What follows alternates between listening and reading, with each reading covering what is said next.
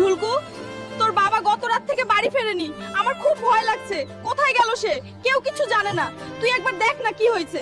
আমি এখনই বাইরে যাচ্ছি মা, আব্বুকে এক্ষুনি নিয়ে আসবো রে, তুমি চিন্তা করো না। আমি আছি রে।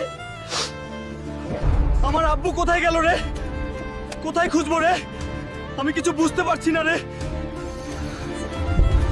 ঢুলকু ভাই, দাঁড়াও দাঁড়াও, তোমার আব্বুকে কাল্লু ভাইয়ের লোকেরা তুলে নিয়ে গেছে রে। বলতেছে টাকা না দিলে নাকি ছাড়বে না। কি বলছিস?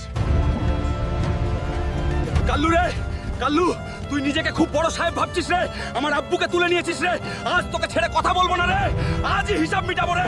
এই শালা, তুই আমার আব্বুকে নিয়ে এসেছিস কেন রে? আমার আব্বুকে কোথায় রাখছিস বল। আমার আব্বু কি করেছে রে? এত প্রশ্ন করিস কেন রে? শোন, তোর আব্বু আমাদের কাছ থেকে 50 লাখ টাকা নিয়েছে, আজ পর্যন্ত 1 টাকাও ফেরত দেয় নাই। 50 লাখ না দিলে তোর আব্বুকে আর কোনোদিন দেখবি না।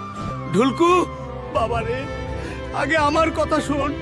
ওরা খুব বিপজ্জনক রে বাবা, ওদের সাথে লাগিস না। আমি ভুল করে ওদের কাছ থেকে 50 লাখ টাকা নিয়েছিলাম, জুয়া খেলতে গিয়ে সব হেরে গেছি।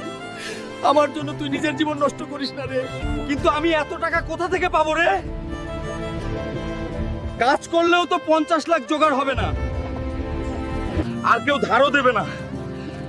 আব্বুর হাকিম বন্ধু আছে, দেখি তার কাছে কিছু পাই কিনা।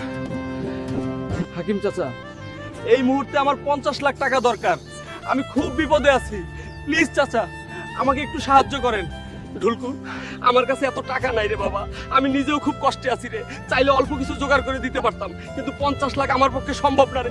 ধুর, হাকিম চাচার থেকেও কোনো সাহায্য পেলাম না। মনে হয় এবার আমাকে কিছু একটা করতে হবে রে। শোনো শোনো, ভাজি গ্রামে টাকলা পেহেলবানের সাথে কুস্তি লড়াই, যে জিতবে দেওয়া হবে 10 কোটি টাকা পুরস্কার।